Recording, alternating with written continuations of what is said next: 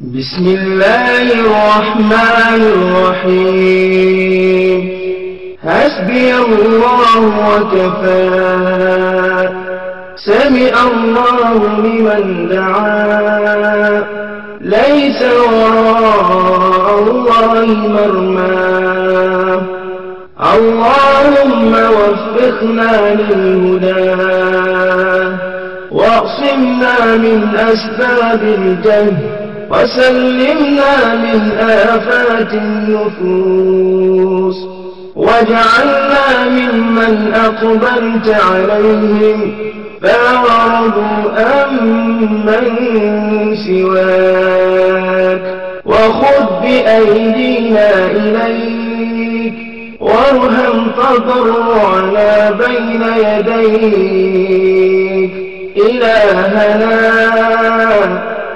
قومنا إذا وجدنا وأئنا إذا استقمنا وقل لنا ولا تكن علينا وأهلنا في الدنيا مؤمنين الطائعين وتوفنا مسلمين التائبين واجعلنا عند السؤال مجيبين. Bonjour à tous, assalamu alaikum rahmatullahi wa barakatuh. C'est votre frère Ismail Kwasi, Nikorien du groupe MP, mouvement propagandiste de l'islam qui œuvre pour la qualité morale, intellectuelle, théologique à travers les mouvements spirituels. Et que la paix et son salut soient sur notre prophète Muhammad sallallahu alayhi wa sallam, sur sa famille, sur ses compagnons, sur tous ceux qui œuvrent véritablement pour l'islam jusqu'au jour de la résurrection. Il est hors donc. Merci d'être à l'écoute une fois de plus ici. Pour la plupart des frères chrétiens aussi, cette vidéo leur est dédiée en même temps aux frères musulmans pour les études comparées. Nous essayons, nous, dans notre démarche, comme vous le savez, à avoir un aspect critique de la littérature des Écritures saintes. Mais ce que nous essayons d'apporter un peu plus de lucidité, bien évidemment, à la limite de nos connaissances. Aujourd'hui, la question de Jésus-Christ ne voulait pas qu'on croie en lui. Justement, si le titre paraît un peu flou, mais qui regorge une importance capitale, voire même interne, cruciale, vis-à-vis de l'aspect de l'avènement de Jésus-Christ présenté selon la Bible. Sur ce où nous allons aborder ce sujet de façon stricte, pourquoi est-ce que Jésus-Christ il a été envoyé? Donc le but de l'avènement des messagers d'abord, c'est que les messagers viennent pour que les humains croient en eux et qu'ils accomplissent la volonté de leur Créateur. Comme Jésus l'a bien dit, que ta volonté soit faite sur la terre comme au ciel. Donc d'abord, pour définir le but de tous les envoyés, Jésus-Christ l'a bien dit encore, où Dieu dit, c'est pour cela que je vous enverrai des prophètes, vous tuerez certains, vous en ferez certains d'autres de temps en temps. Bon. D'abord, si nous repartons dans la Genèse, dans le Coran, dans la Genèse coranique, on verra que où Dieu dit donc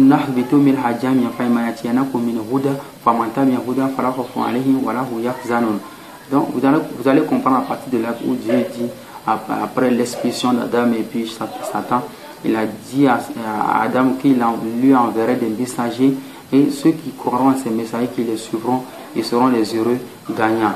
Ainsi, une fois de plus, Jésus-Christ, il va nous révéler une histoire sur le riche et le pauvre Lazare, et où après, vous connaissez toute l'histoire de Luc 16, verset 19, vous connaissez l'épisode là, où le riche, il y avait un pauvre auprès d'un riche, et le riche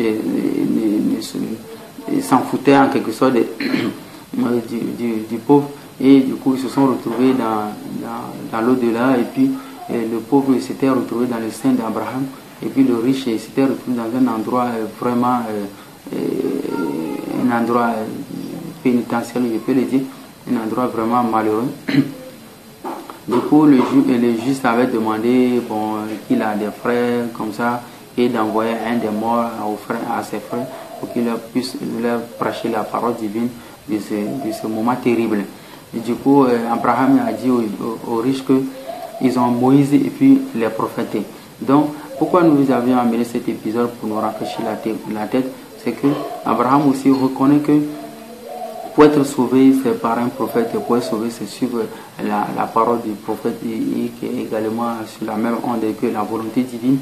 Et c'est ce qui est, les humains sont contraints à suivre cela proprement, à suivre la parole des messagers de Dieu. Donc du coup, si nous récapitulons, il faut comprendre que les messagers de Dieu, ils viennent avec la volonté de transformer les humains sur la volonté divine, d'être heureux par l'acceptation de leur message qui va porter du fruit à ces individus ou à leurs concitoyens de leur époque et puis autres.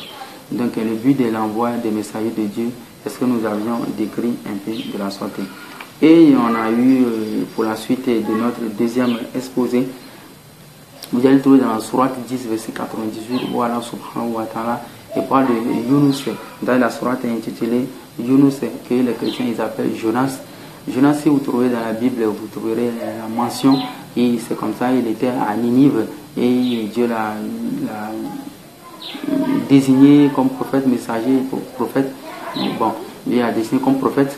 Il a porté les siens à la volonté divine, et du coup quand les siens n'accordaient pas de crédit à son message et puis ne se convertissaient pas, il s'était mis en colère puis il les a quittés, mais en cours de route jusqu'à voir, mais en cours de mer, il a été désigné, jeté, poisson, vous connaissez toute cette histoire.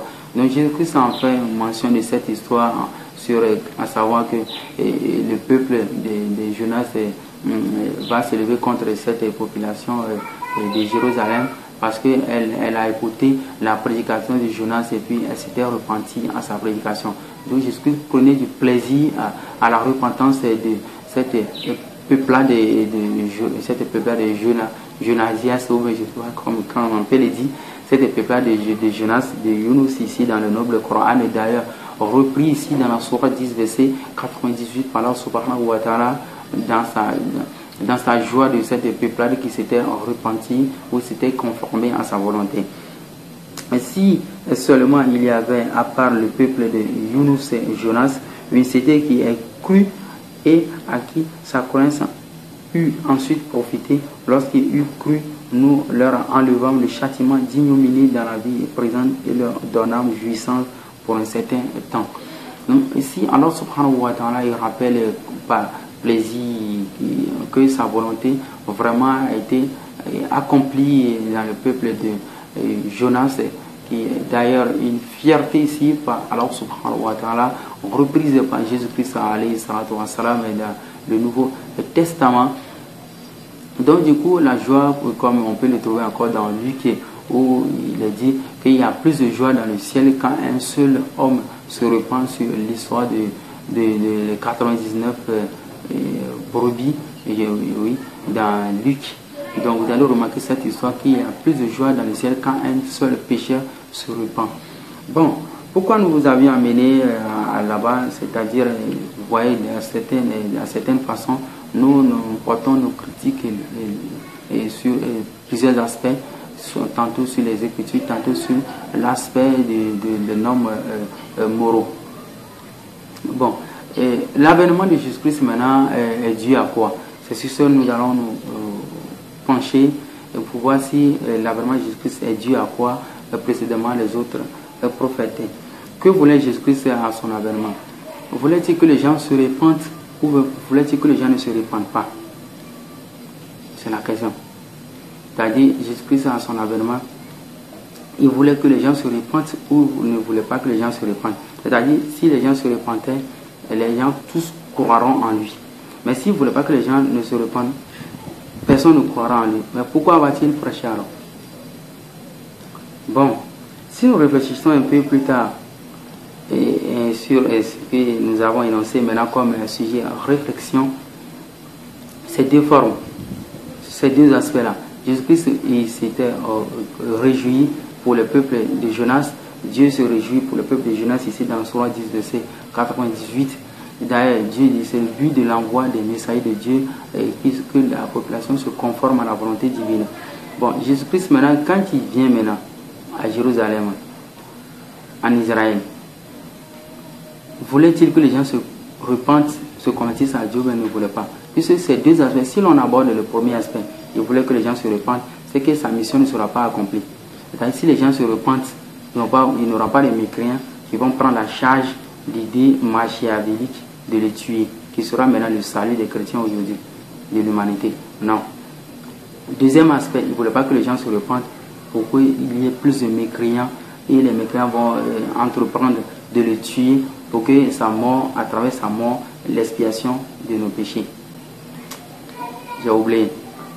Le christianisme doit s'expliquer spirituellement. Sur ce, nous vous quittons, Inch'Allah, méditez là-dessus. C'est Ismaël Kossi, un ancien chrétien converti à l'islam qui aujourd'hui qui œuvre pour la qualité morale, intellectuelle, théologique à travers les mouvements spirituels.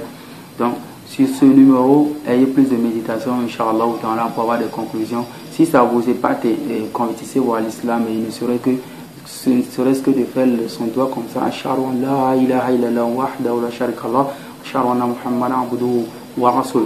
Et allez vers un imam et puis même si ce n'est pas un imam, quel qu'en soit le milieu où vous vous trouvez, vous allez vous convertir, Inch'Allah, à l'islam et puis vous allez vous déverser de tous ces fardeaux-là sur vous, situations compliquées de la tête, et explications spirituelles qui vous amènent toujours à des troubles mentaux. Essayez de vous déverser de tout cela et vous aurez la vie sauve le jour de la résurrection, Inch'Allah ta'ala. Assalamu alaikum wa rahmatullahi wa barakatuh. أولئك لهم أجرهم عند ربهم إن الله سريع الحساب يا أيها الذين آمنوا اصبروا وصابروا ورابطوا واتقوا الله لعلكم تفلحون